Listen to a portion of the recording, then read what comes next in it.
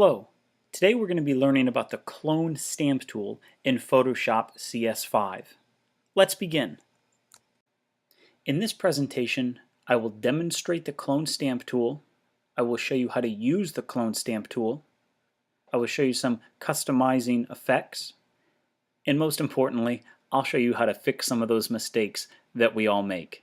What are we waiting for? Let's get started. The Clone Stamp tool can be found in the Tool panel on the left-hand side. If you're not sure which tool it is, hold your cursor over the tool until the Alt tag pops up and you can see it. This is what the Clone Stamp image looks like. I'm going to click, select my Clone Stamp tool, and now I'm ready to use it. Let's say I don't want that orange ball on the table. I want to make it look like the table is there and there was never an orange ball. Simple. I'm going to hold down the Alt or Option key on the keyboard. You can see that it looks like my cursor is now crosshairs. I'm going to left click and release.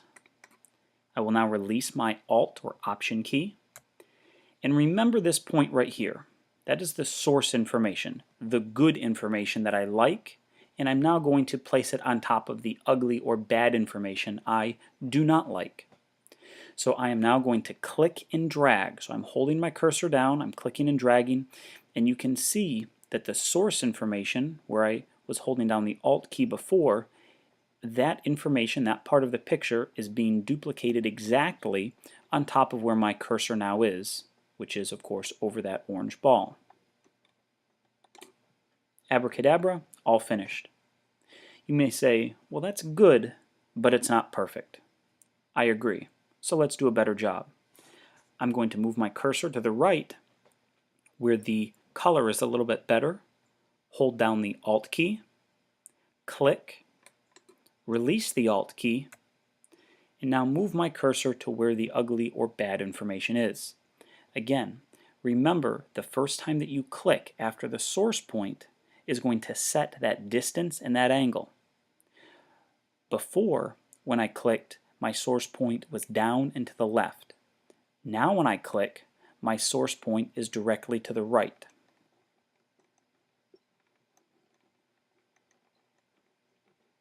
Better. If it's still not perfect, we are going to choose a different source point. So now I'm going to come to the left of that where the orange ball was. Hold down the Alt or Option key. Click, release the Alt Option key, and I can now choose a different source point, choose where different information is coming in, and align that a little bit differently. Excellent. Let's say that you make a mistake and you now decide that you really wanted to keep that orange ball or you want to try it again. No problem. We are going to use the history brush. If you click, you will find the history brush, and that will allow you to erase all of that information. Okay, so this is going to allow you to erase everything that you did until the last time that you saved the project. Pretty neat.